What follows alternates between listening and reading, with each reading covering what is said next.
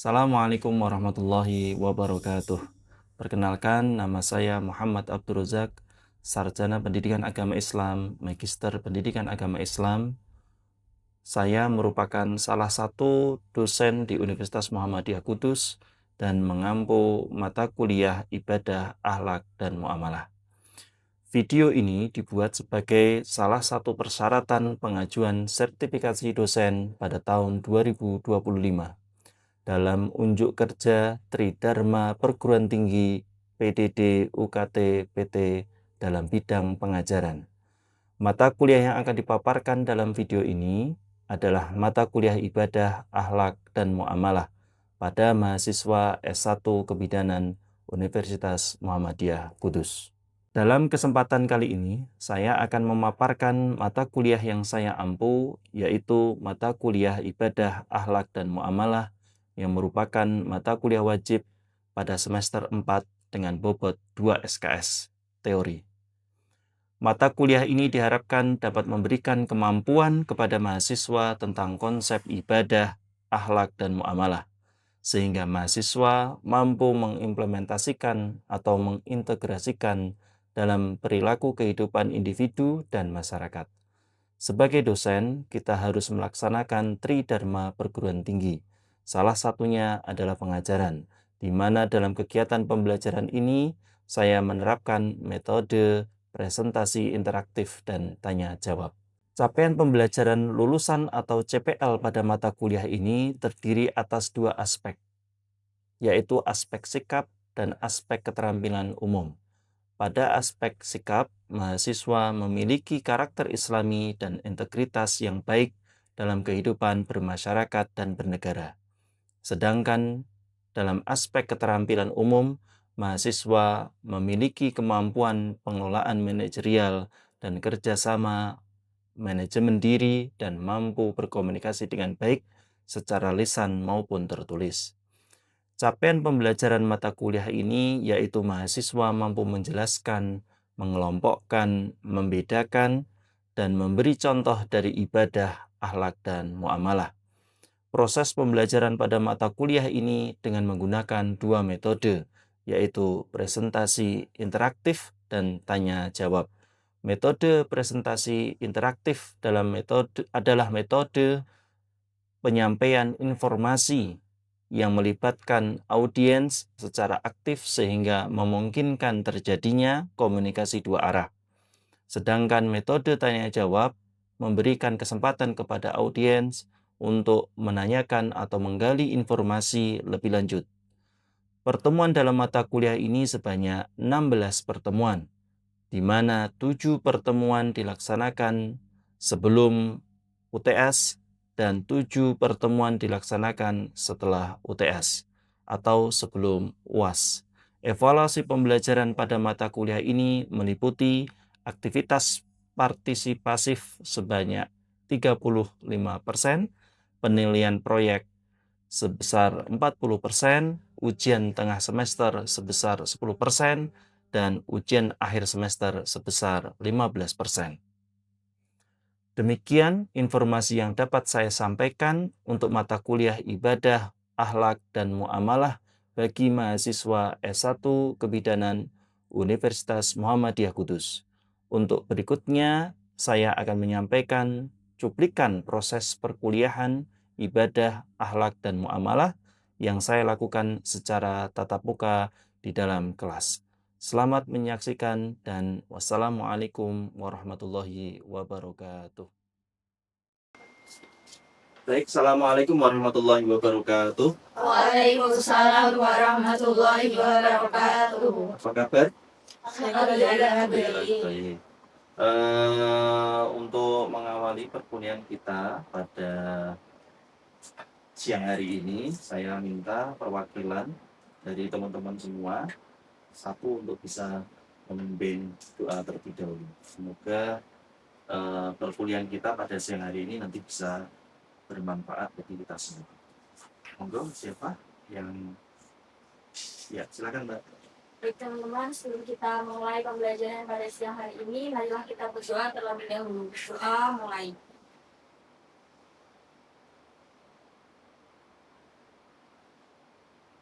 Doa selesai. Baik, terima kasih. Materi kita pada siang hari ini yang kita bahas berkaitan dengan hakikat ibadah.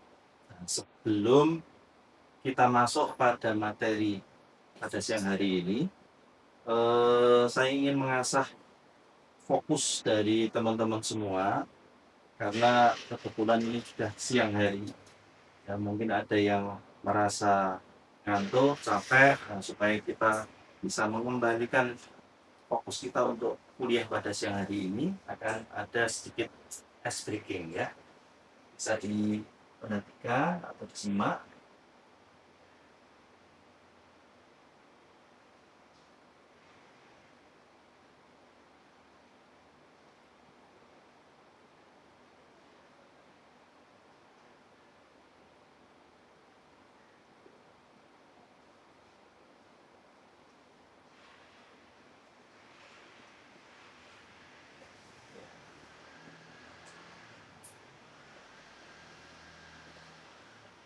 Berapa jumlah harimau yang ada di gambar? 5. Nah, Hah? Berapa? Tujuh. Penghulu. Sudah berapa? 9. Berapa? 9. 9, ada yang 8, ada yang 7, ada yang 6. 10.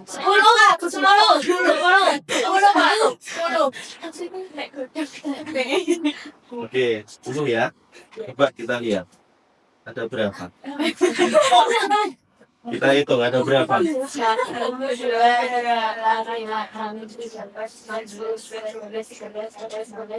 Oke, ada 16 wajah harimau. Kita beri plus untuk kita semua.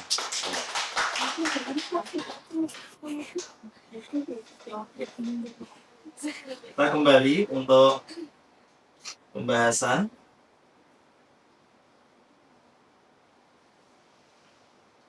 Nah, materi kita pada siang hari ini terkait hakikat ibadah. Ada yang tahu apa itu ibadah? Saya, Pak. Ibadah merupakan sesuatu yang diperintahkan oleh Allah Subhanahu wa Ta'ala yang dilakukan dengan penuh ketundukan dan kerendahan hati. Oke, ada yang lain yang memiliki pendapat? Ada? Oke. Ya. Ibadah ini ya.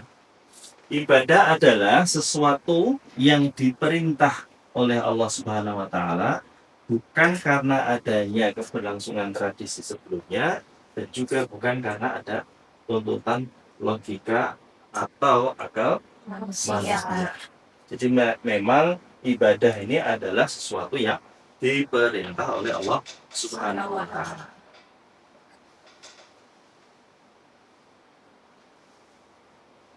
Selanjutnya ada beberapa hal yang perlu kita ketahui berkaitan tentang ibadah.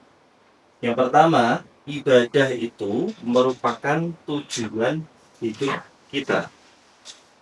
Jadi apa yang kita lakukan ya selama hidup kita itu harus memiliki tujuan ibadah kepada Allah. Sehingga apa yang kita lakukan itu tidak sia-sia.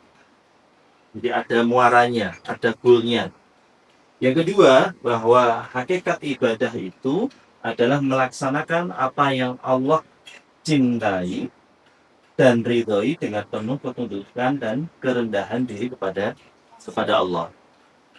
Jadi bahwa ibadah itu pasti merupakan sesuatu hal yang dicintai oleh Allah.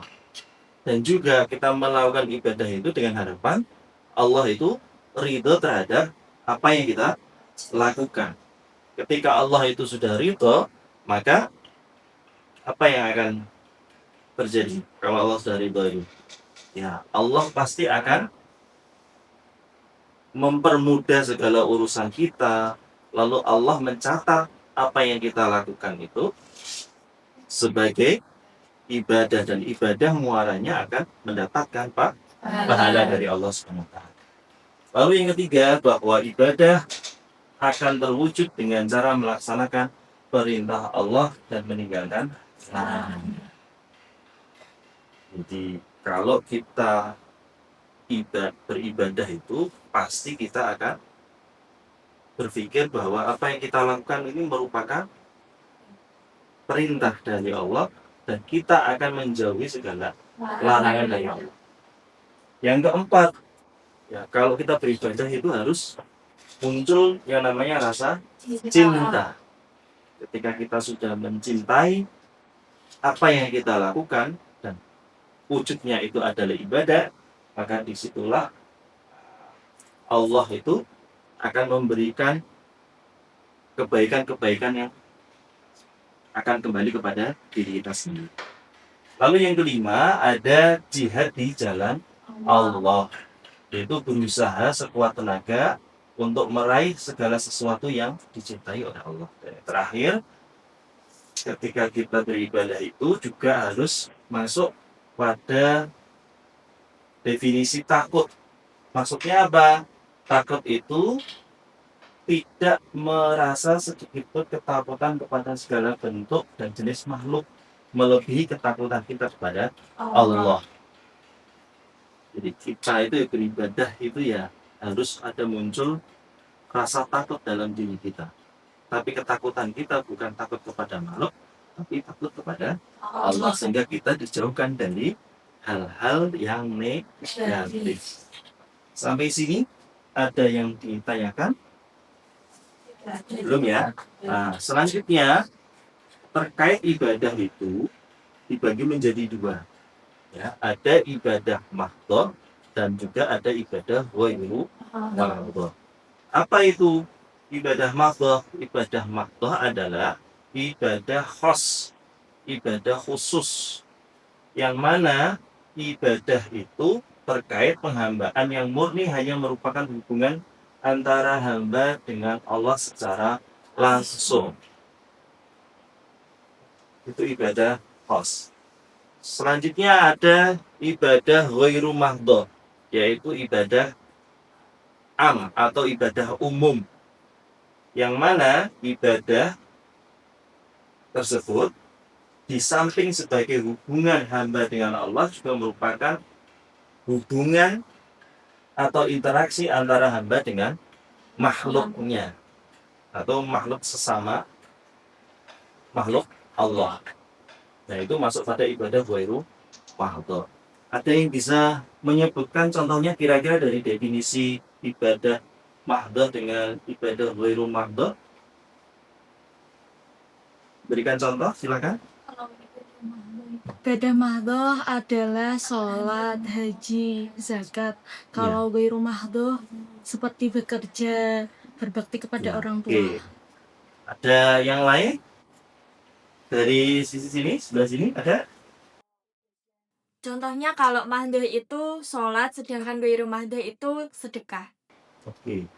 Jadi dari apa yang disampaikan oleh kedua teman kalian tadi sudah benar bahwa ibadah mahdhah ini memang ibadah yang sudah ditentukan tata caranya, semuanya sudah diatur ya dalam syariat. Sedangkan ibadah ghairu mahdhah itu ada hal yang tidak diatur secara rigid, sehingga tadi misalnya sedekah ya, sedekah itu kita bisa bersedekah dengan siapapun dan juga dengan jumlah berapapun. Nah, beda kalau ibadahnya adalah bentuknya zakat. Kalau zakat ini sudah ditentukan. Berapa zakat tergantung zakatnya apa. Kalau zakatnya itu berupa zakat mal ya, dan itu penghasilan misalnya, maka penghasilannya itu harus 2,5%. Nah, itu sudah diatur.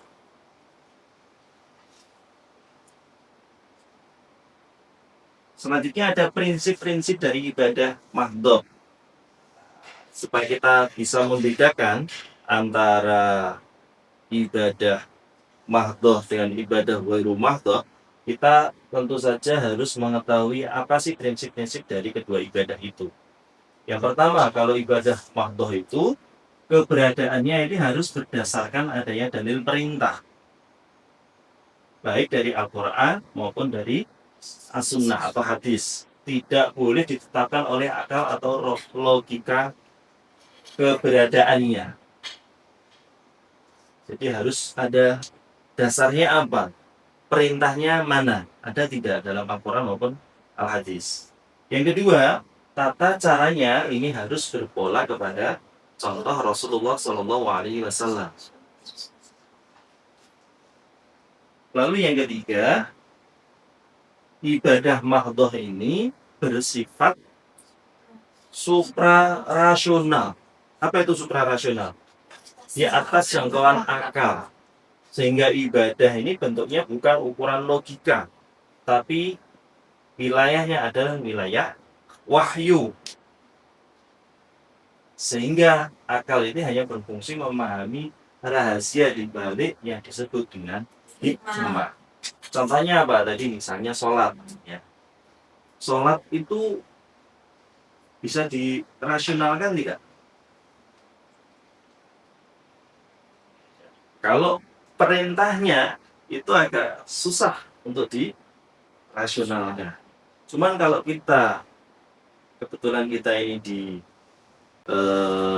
lingkungan fakultas kesehatan ya, itu ada namanya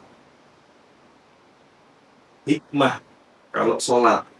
Apa banyak buku yang menjelaskan terkait bagaimana sholat dalam medis atau kesehatan. Di situ ada ruku, ada sujud, ya. Lalu ada takbiratul ihram.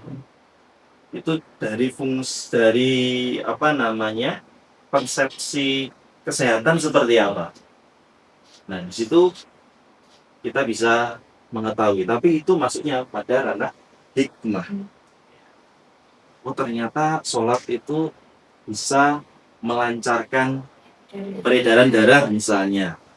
Nah, ketika kita sujud itu ternyata darah itu bisa lancar ke otak misalnya. Nah, itu merupakan hikmah. Tapi sebenarnya itu masuk pada wilayah yang suprarasional. Yang keempat, asasnya adalah asas taat. Ya, taat. Patuh. Kita sami'na wa ata'na. Ini untuk asas dari ibadah mahdhah. Selanjutnya, prinsip dari ibadah ghairu mahdhah. Ini kebalikan dari ibadah mahdhah. Ghairu mahdhah apa, Pak? Ghairu mahdhah adalah berprinsip keberadaannya ini didasarkan atas tidak adanya dalil yang melarang. Ketika tidak ada dalil yang melarang, maka bisa kita lakukan. Berbeda dengan ibadah mahdhah.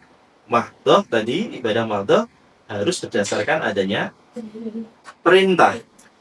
Sedangkan ghairu mahdhah, kalau tidak ada larangan, ya bisa dilakukan. Yang kedua, tata laksananya ini tidak perlu berpola kepada Rasulullah, karena di dalam ibadah ghairu mahdhah ini bentuknya umum, tidak dikenal dengan istilah bid'ah. Maka dalam ibadah ghairu mahdhah itu, apalagi contohnya misalnya muamalah, maka di situ Nabi mengatakan antum a'lamu bi umuri dunyakum. Kamu itu lebih tahu terkait hal-hal yang bersifat keduniaan. Maka berbeda. Dan ini boleh, bisa dilakukan. Yang ketiga, prinsipnya adalah bahwa ibadah ghairu mahdhah itu berprinsip rasional. Bisa dipilah-pilah untungnya apa, ruginya apa dalam melakukan ibadah mahdoh, maaf, ghairu mahdoh itu. Dan yang keempat, kalau tadi ibadah mahdoh asasnya adalah taat, maka ibadah ghairu mahdoh asasnya adalah manfaat. Ada manfaatnya atau tidak? Kalau ada manfaatnya, maka itu bisa kita lakukan.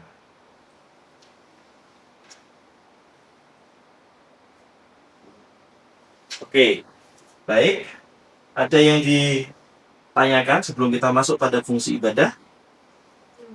Belum ada. Yang terakhir, ini berkaitan tentang fungsi ibadah. Fungsi ibadah yang kita lakukan adalah yang pertama, mewujudkan hubungan antara hamba dengan Tuhannya. Ini wujud bahwa kita itu abdun, hamba. Ya, bukan khalik, bukan pencipta. Yang kedua, mendidik mental dan menjadikan manusia itu ingat akan kewajibannya sebagai hamba Allah. Kalau kita mengaku sebagai hamba Allah, ya kita pasti punya kewajiban. Apa itu kewajibannya? Ya, ibadah. Dan yang ketiga, melatih diri untuk bersifat atau bersikap disiplin. Ya, misalnya sholat berarti apa? Disiplin, tepat waktu. Zakat juga mengasah disiplin kita dan lain sebagainya. Nah, kalau sudah tidak ada yang ditanyakan, demikian perkuliahan kita pada siang hari ini. Terima kasih atas partisipasinya. Semoga apa yang kita dapatkan, materi yang kita dapatkan pada siang hari ini bermanfaat bagi kita semua dan bisa kita laksanakan dalam kehidupan sehari-hari. Terima kasih dari saya. Mari kita akhiri perkuliahan kita pada siang hari ini dengan membaca hamdalah bersama-sama. Alhamdulillahirrahmanirrahim. Saya akhiri. Assalamualaikum warahmatullahi wabarakatuh. Waalaikumsalam warahmatullahi wabarakatuh.